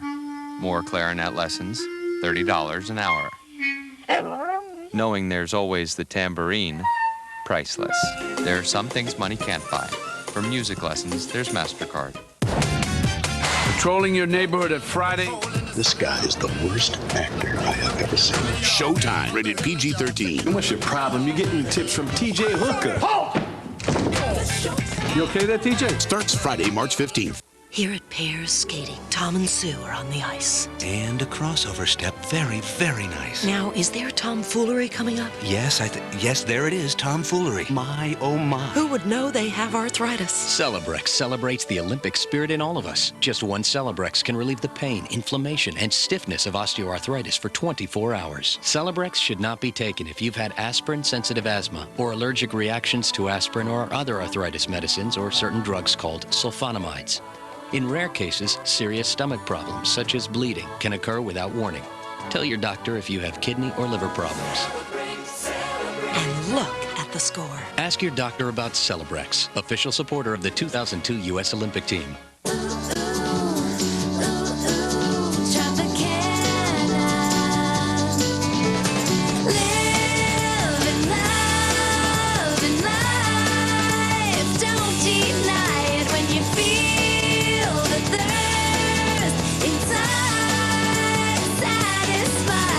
It's good for you. It's great for you. The natural power of Tropicana. Reach for the straw in the orange. Tropicana Pure Premium. Versatile, talented, and very, very, very funny are all accurate descriptions of actor John Leguizamo. This past summer, he appeared as the French artist Toulouse-Lautrec in the Oscar-nominated film Moulin Rouge. He then went on to write and perform in his fourth one-man show, Sexaholics, a love story. And my mom always say, you were put on earth to teach me that not everything in nature has a purpose. And now he's back on the big screen almost as the voice of a sloth named Sid in the new movie Ice Age. Look, I'm sorry to interrupt your snack, but we gotta go. The baby? Please. I was returning him to his herd. Oh, yeah, nice try, Bucktooth. You calling me a liar? I didn't say that. You were thinking it. I don't like this cat. He reads minds. John Leguizamo, good morning, John. Good nice morning. to see. That animation is so cool, isn't it? It took 4 years to create that cartoon. Wow. Because the director, Chris Wedge, is really meticulous, and he got scientists to come to his lab and try to figure out how to take it to the next level, animation to the next level. It's really amazing. Now, when they approached you to play the sloth, Sid the Sloth, I don't know, John, I think of you as the least slothful person I know. I'm like the poster boy for caffeination, you know? Like, yeah, you really are. So when they when they asked you about that, did you say, huh, me? Yeah, it made no sense. I'm going, come on, guys, this is a practical joke, April Fool's, ah, ha, ha. And I said, what other characters do you have that, you know, a little faster, quicker, tougher, maybe, you know? Right, like a little rat or something? Well, no, I was thinking maybe like a saber-toothed tiger, hello. Okay. Thanks a lot, rat. Well, no, but not a nice rat. I'm a but, big you know, guy. you strike me as somebody like moves around really all right, fast. I'll take a weasel. I'll set up for a weasel, Okay, all right? weasel. So they didn't have anything better than a sloth for Well, you. they said read the script, and I read the script, and I fell in love with the character because he was really endearing and had all the jokes, of course, that always helps. But I couldn't figure out how to do the voice, so I gave the director 30 voices on a mini disc because I was in Australia. And were you doing Toulouse? Moulin Rouge, yeah. Moulin Rouge at the time, yeah. And so I tried all the typical, you know, there he goes, where's the mammoth? You know, I say boy, all those voices. And then I started reaching, trying to think of something. I was like, trying to do Indian, but perhaps the sloth could be Indian. Who knows? I don't know. Maybe it could work out. And the director was like, no, I don't think so. He didn't John. like any of them. You said 30 voices, 30 right? voices, none of them. Yeah. So I said, all right, send me some Discovery Channel footage of a sloth. Really? Yeah. So I'm watching this stuff. You know, it's as exciting as watching erosion or whatever. It's like this. 2 hours of that. He's mating. They're migrating. And then I was about to turn it off, and the narrator said, they store food in their cheeks. And I was like, they store food in their cheeks? What is that? Store food in their cheeks? Store food in their cheeks? Store food in their cheeks? I got Sid. I called the director and I said, look, this is Sid. You're talking to him. That is very funny. It's true, too. That's the way it happened. That's great. So tell me, was it fun doing the movie? Because I'm always fascinated with animated features because you guys are really flying solo, and then everybody's characters are sort of melded together at the very end. I'll probably meet Ray at the premiere. That'll be the first time that I ever see him. Ray Romano, of course, is in the movie. He plays Manny the Mammoth. And you record by yourself in a studio with just a director. In fact, we have some video of you recording, doing your thing. And there you are with the food in your cheeks. With their teeth. Daisy, I told you I smell food. Tell me I didn't smell food. I knew I smelled food. Everybody's always against me. Do they have somebody else at least playing the other characters? So you can Nothing. How do you do that? Yeah, at first when I started doing animation, you don't say cartoon, that's a negative word, it was kind of, you felt sort of inhibited and shy.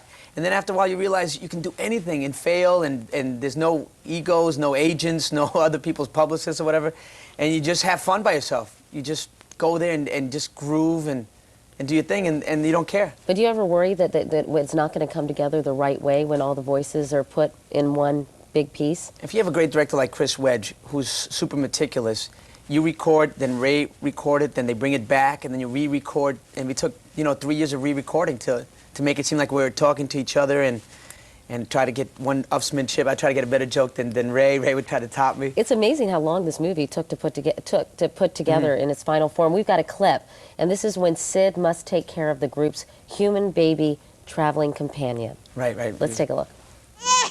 Humans are disgusting. Okay, you. Check for poop.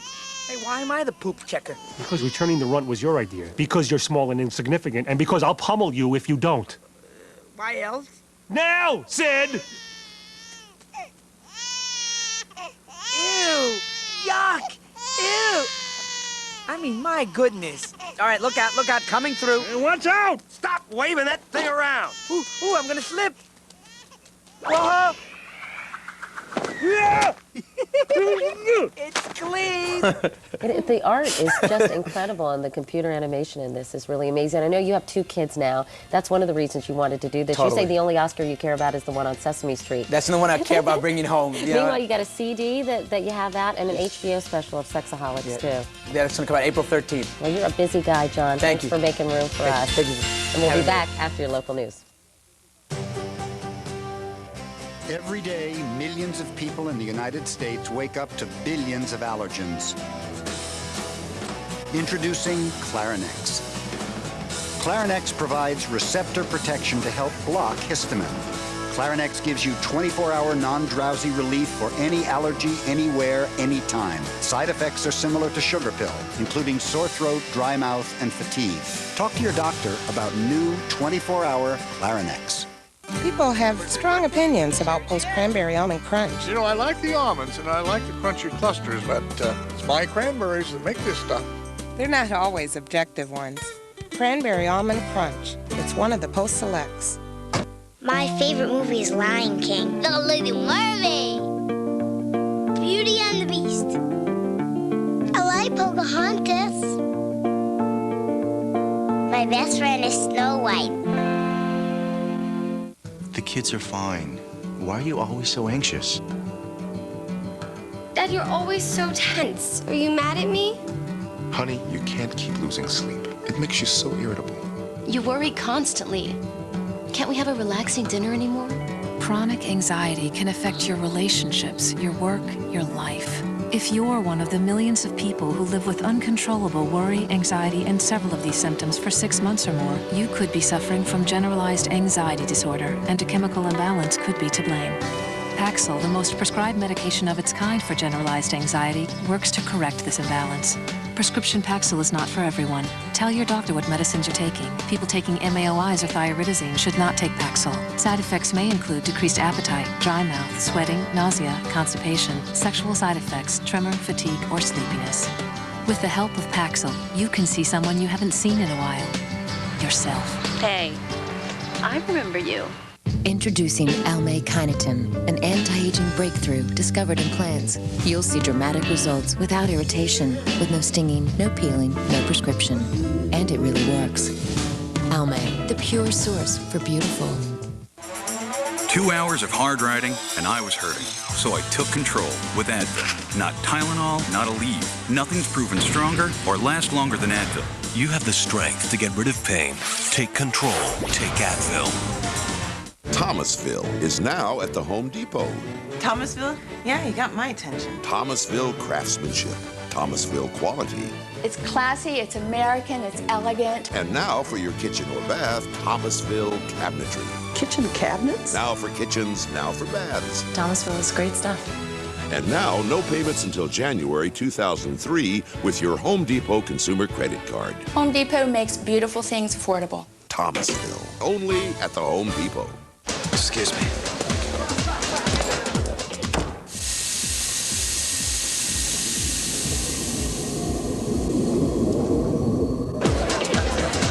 You should see the bathroom.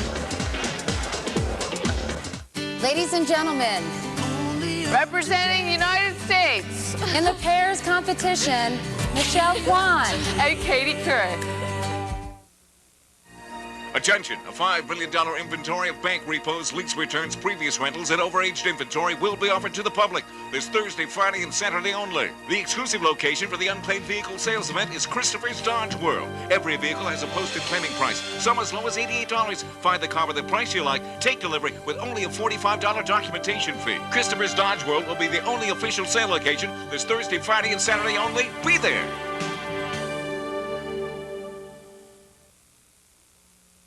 From Colorado's news leader, this is a 9 News Update. 9 News Update is brought to you by Christopher's Dodge World. Good morning, everyone. I'm Gary Shapiro with this 9 News Update. Depending on what part of the metro area you are in, the drive to work could be pretty foggy today. Here's a live look at the airport right now. You can see visibility is down to a quarter mile out there. They say it is not affecting flights, but DIA's managers say it is making driving to the airport a little bit tougher. Nick Carter joins us now, and one of our photographers was saying this is the worst fog he's seen. Worst he's seen it up north. We understand that we're getting some freezing drizzle now with the fog, and that's going to make for a real tough commute, especially in the bridges and overpasses because the stuff tends to glaze out there, so be really careful. Dense fog advisory. Usually we take these down at about 9:30 in the morning. We'll just have to see how this happens. We got cold air over the eastern plains. Poor visibilities as we look at the bridge over there. That's probably Spear Boulevard, my guess. Much cooler afternoon rain and snow showers. High temperature 42 degrees. Tonight temperatures will be in the teens, and then tomorrow and Sunday much nicer and drier with 40s and 50s, maybe even 62 on Sunday. Wow. Okay. We'll be looking forward to that. Let's get a look at traffic now with Tony LaMonica. Fog causing any problems, Tony? Well, we've had a few accidents, and we are seeing some slowing southbound Interstate 225 approaching I-20.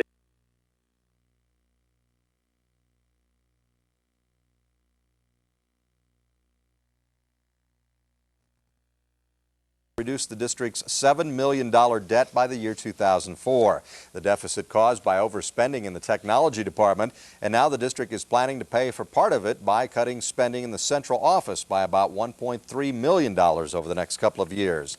A detailed plan is not expected for a few more weeks, but officials say half that money will come through more job reductions. The district has already eliminated 36 jobs in its warehouse, payroll, and technology departments. And that is it for us. We'll be back in 25 minutes with another update.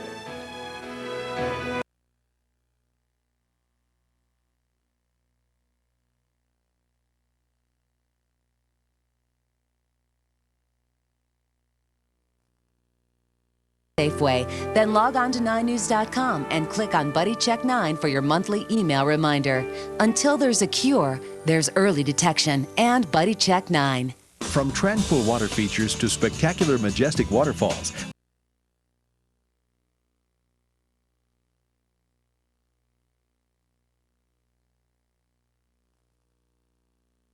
Waterfall Center. This month, Amish Showcase.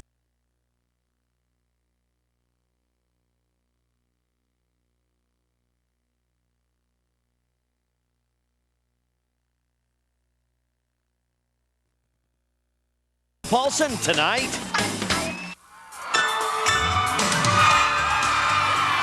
We're back at 8:30 on this Friday morning. It's the 8th day of March 2002, and something has gotten into the crowd outside Studio 1A here in Rockefeller Center. First of all, it's a huge crowd. Al attributes that to this rolling spring break, but also they're noisy and lively, and we shouldn't complain. We love that.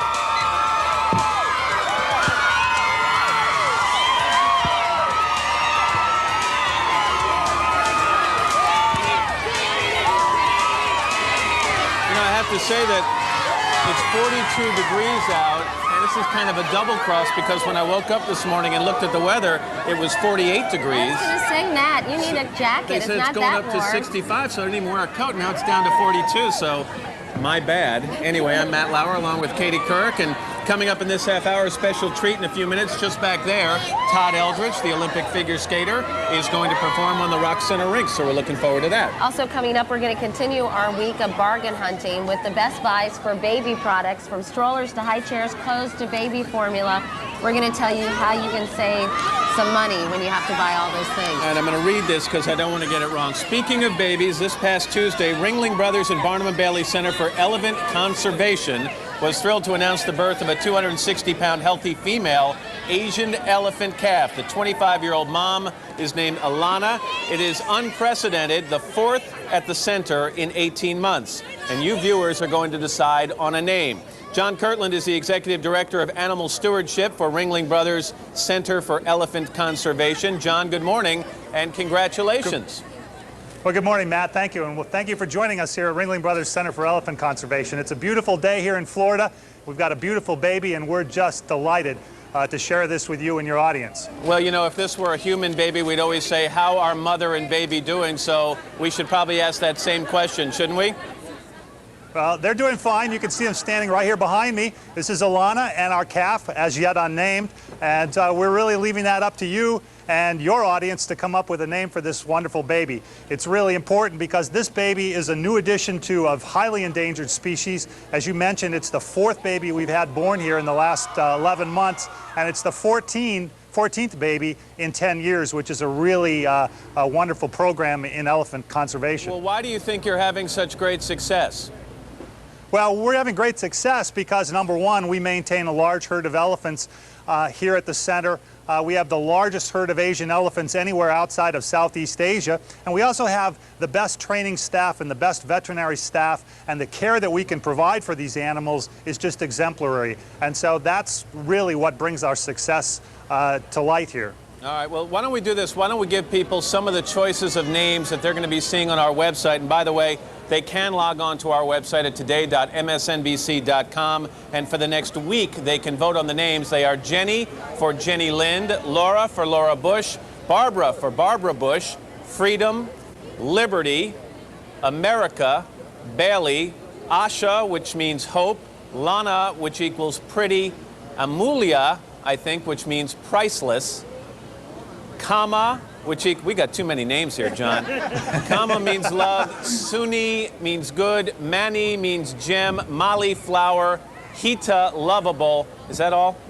Yes. And don't forget to go to today.msnbc.com to vote over the next week. John, thank you so much for sharing this with us, and we'll see you in a week when we come up with a name, all right?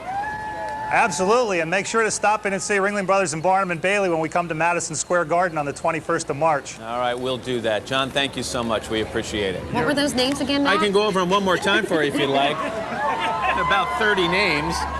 Anyway, that should be fun. Yeah, it should be fun. A cute, cute, cute elephant. Anyway, now it's time for a check of the weather. with Mr. Roker. Al, Roker. Al, this crowd is crazy. They're nutty. They're cuckoo. Hey, I'm going for the name Asha because that's my niece's name. So I'd go with that. Hey, now, you said that if you get on TV, you get extra credit?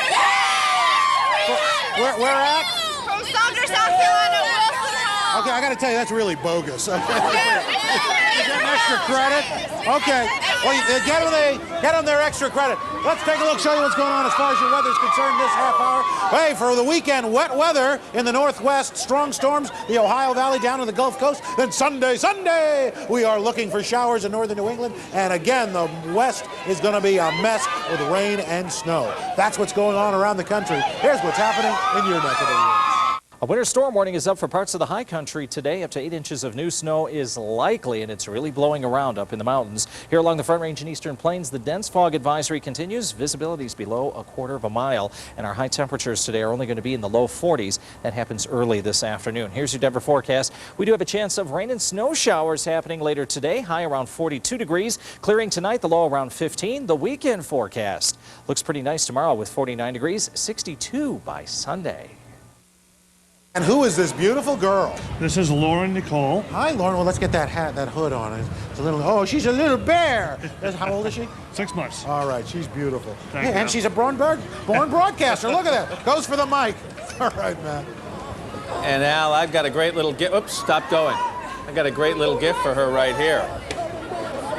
It's coming your way, sweetheart. Coming up next, Bargain Week wraps up. But first, this is Today on NBC.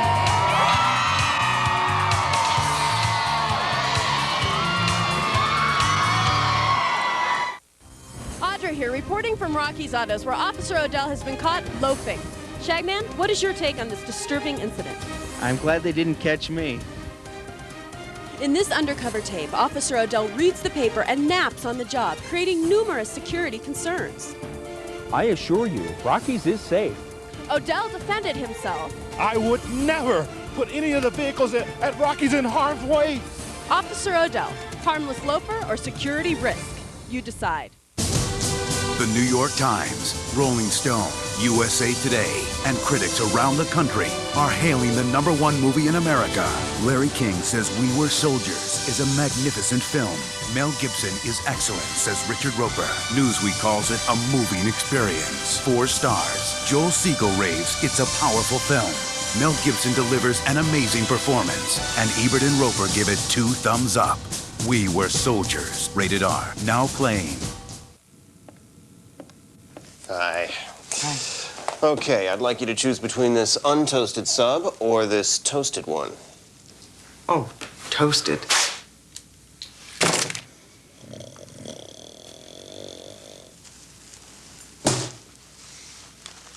Dives right into the untoasted sub.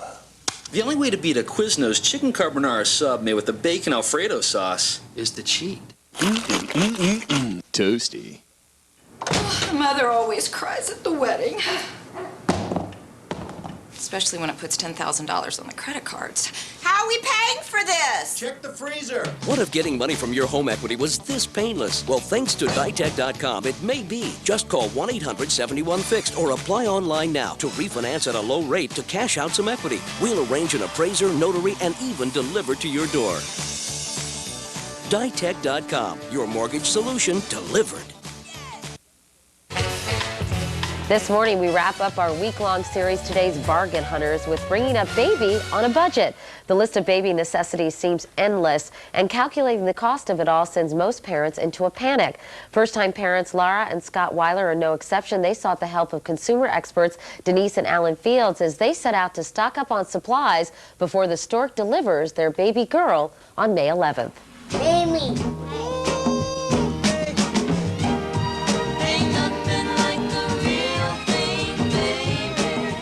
The average baby costs over $6,000 just for the first year.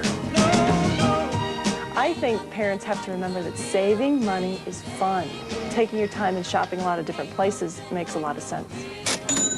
Babies R Us is a great place to get started. They're so overwhelming. There's so much choice. And while that's great that you have a large variety of things that you can choose from, your eyes start to glaze over. Look at all this stuff. I mean, you know, they have 16,000 pacifiers here. I mean, it's just, it's scary. You'll notice here that we have probably 20 car seats, and they range in price everywhere from $90 up to $200. But you'll know here that when you go from a $100 seat up to $200, all you're basically paying for is just fancier padding and a leather, you know, a leather cover or something, you know, which isn't always necessary. Don't try this at home, please. So the tip is to practice before you have to put the baby in. Exactly. I think it's important when you're trying to save money to try a lot of different stores. There's a lot of great stuff for parents and for babies here. One thing about Costco is if you see an item here, buy it. This is a fabulous deal on a Costco Alpha Omega for $99. It would regularly be about $150, $175 in other stores. Clothing deals at Costco are just amazing. Look at this outfit. Isn't this beautiful? Now this is just $10. $10. For the This would two-piece cost you $30 or $40 in a department store.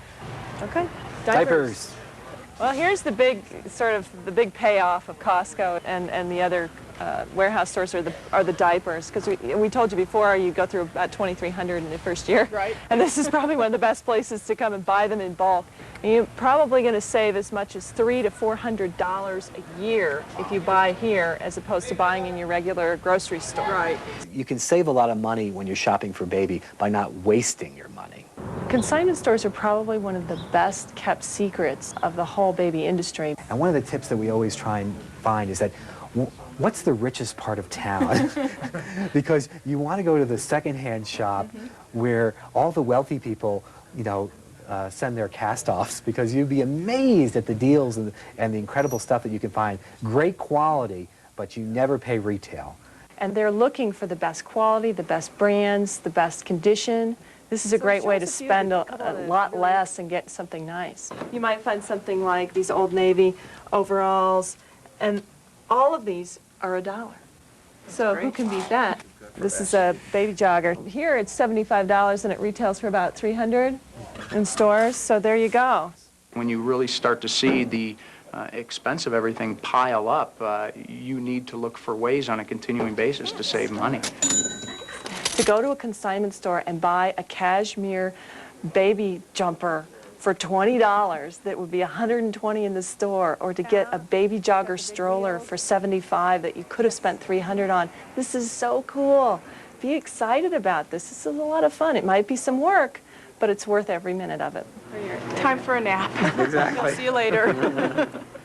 Denise and Alan Fields are the authors of Baby Bargains, or are the parents of two boys, Ben and Jack. Denise and Alan, good morning. So nice to see you. Good morning. So the average cost for a new baby for 1 year, $6,200. That's Is that right? Is that amazing? It's a lot of money, and that doesn't even include medical expenses or daycare, so the real cost could be a lot higher. And then if you're a parent of a multiple, you've got to multiply that by however number of babies you have, right? Exactly. Why are juvenile products such a huge business? Well, in fact, it's a $6 billion industry, Katie, and that's been fueled by a real boom in babies. In fact, this year we'll see 4 million new babies born. And when it comes to shopping for babies, I bet the mentality isn't quite the same as hunting for bargains in other areas of your life, because you feel like no expense should be spared for your beautiful child, right? I mean, there's a lot of sort of emotional and psychological factors that weigh into this. And you don't want to sacrifice safety either. You want to make sure you get the safest things, but also, you know, you want to save money. So it's like you have both goals. Well, let's show some examples of that. When it comes to a stroller, I know that you suggest buying high-end, big-ticket items at rock-bottom prices by buying last year's model. And this is an example of that. Here's little Ashley sitting in this stroller, and it's very in, too, because it has the animal print thing going. That's right. This is, in fact, a Combi Ultra Savvy, which would retail for $299. But we found it, this is actually last year's model, we found it for $189 at Combi's factory outlet store online. Wow. And it's basically the same stroller. Usually they just change the fabric from year to year. So, so it's exactly the same. Why wouldn't people just always buy last year's model? First of all, is there a limited supply of last year's models? That's true. They're sometimes on clearance, but again, this is online and you save 40%. Okay, now you also suggest going for the designer knockoff. Now, what does that mean, and can you show us an example of that? That's little Justin. There's Justin. Here, sweetie. His bottle. I don't That's wanna, right. You know, there these go. two high chairs, this Hi. one right here is an Italian designer high chair. And this retails for $165 in stores, but virtually the same high chair, which is from Baby Trend, with the same features. I know. That's okay. The same features for $85. Wow. So you can save 50%. Okay, and you also say that you should hit online auctions like eBay, that's a good way to get a good deal on things. Exactly. In fact, Veronica here is modeling a Australian felted wool jacket from Geesewine that regularly would sell for $225 in the store. But we actually bought it online for $122. We saved $100. That's incredible. And you can find them in, in the infant sizes as well. No, Justin's mom just got him, so he won't be crying anymore. He's so sweet, but he was being a little noisy. Feel the fabric on this. That's a beautiful. Now, I love these jackets for babies, but they are incredibly expensive. That's right. This sold last week on eBay for $70. It retails for $150 in Wow. stores. And so it's half off. And eBay, you think of eBay as just selling used or old goods. But actually, these are brand new goods with tags that baby stores and boutiques are just clearing out their overstock. Then they use eBay as well. Wow, that's incredible. I didn't know that. Okay, now let's talk about cribs. I understand that wrought iron cribs are extremely popular right now, and you got a deal on this. That's right. Now, first of all, are these safe? Yes, and meets all the federal safety requirements and even the Juvenile Product Manufacturers Association safety guidelines. So this crib, most wrought iron cribs actually retail for over $1,000. We found this crib from Legacy for $550. So you can get that sort of high-end designer look now for a lot less. And this crib's brand new. It's coming out actually at the end of April. Wow, that's terrific. Okay, good deal. And now when it comes to things like formula, you say you don't want to necessarily spend all your money, and yet when it comes to generic brands, you wonder about their nutritional value. That's a good question. Actually, the federal government regulates the ingredients in formula, so nutritionally, they're virtually the same. For example, we went, and this is the store brand formula that we bought 3 cans of. It was $41.97 versus the name brand of Similac, which is $83.06. This is 1 month's formula. You save $40, or you'd save almost $500 a year just by using this one tip. And you're convinced that this is just as good? It is almost exactly the same. Okay, and you can check out the ingredients if you're concerned, right? Exactly. Or consult your pediatrician if you have a question. Let's talk about diapers. Diapers can really cost you a bundle. And you can use as many as 2,300 diapers a year in that first year. So you say buy them in bulk. Yeah, exactly. Buy them in bulk. For example, these diapers we bought in bulk at a wholesale club. We paid just 17 cents a diaper.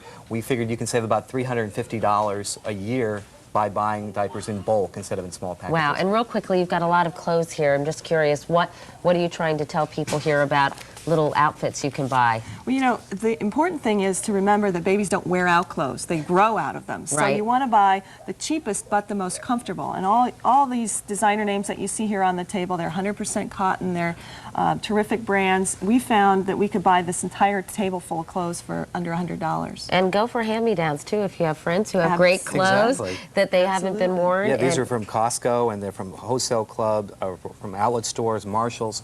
Hand-me-downs and friends, and it's a great way to save. All right, we're out of time, but thank you guys so much for all the pointers so that your bundle of joy won't cost you a bundle. We appreciate it, and thanks to our little babies over there and Veronica, you're not a baby, are you? No, you're not. Thank you, Veronica, as well. And up next, champion skater Todd Eldridge will take to the ice, but first, this is Today on NBC.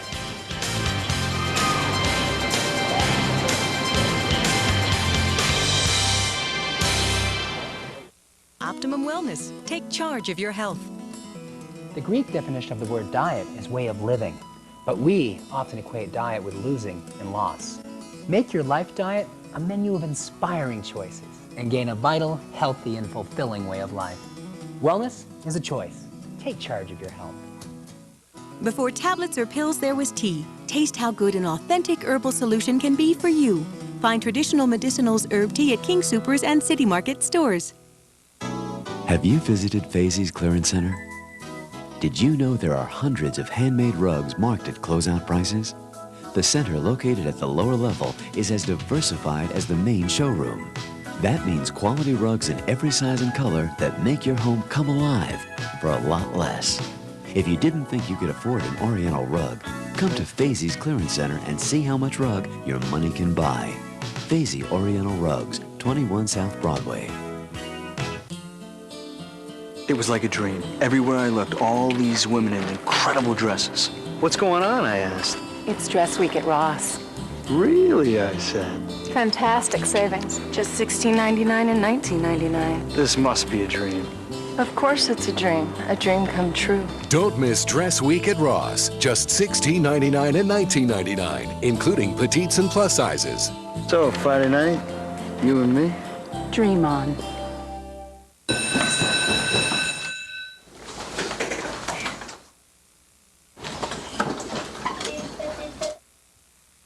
Kid, take out your penmanship papers, please. Do you know an outstanding teacher? Call or log on to 9news.com and nominate your favorite teacher for 9 Teachers Who Care Award. Sponsored by College Invest, the only Colorado tax-deductible 529 college savings plans. Call 888-SAVE-NOW.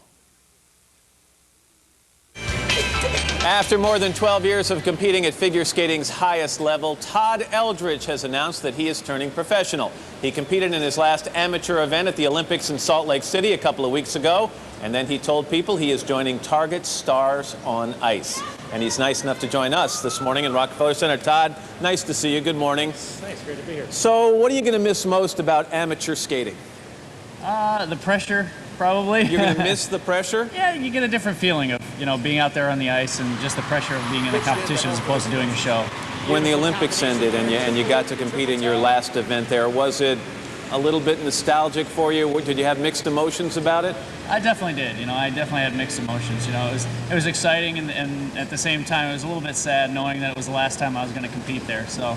Well, you got a great reception from the crowd there. They obviously love watching you perform, as they have over the last 12 or more years, and now you're going to get to spend some time playing golf.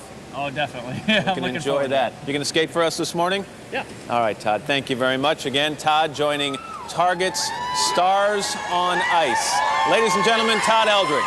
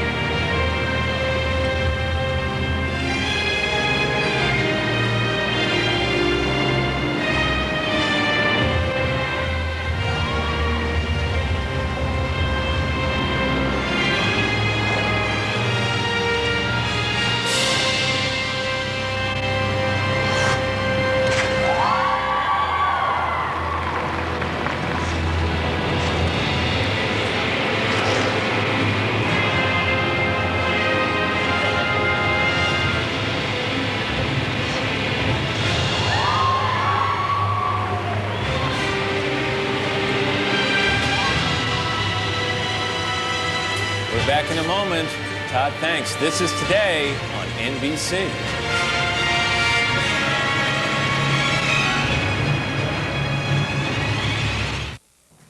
Could you use a new car? It's a new Saturn Vue, and it's a grand prize during our giant Megastore anniversary giveaway. We're giving away thousands of dollars in prizes, including $20,000 in furniture shopping sprees, $5,000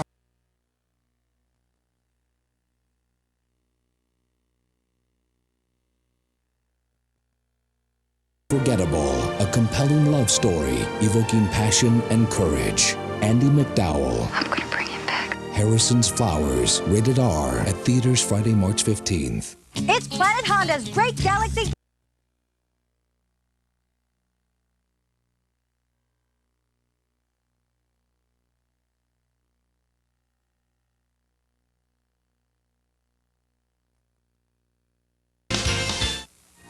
Attention, a $5 billion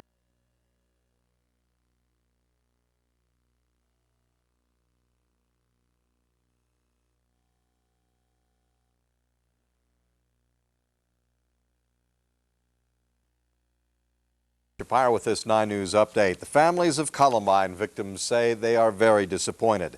The Colorado State House Committee denied their request to set up a panel to investigate the Columbine shootings.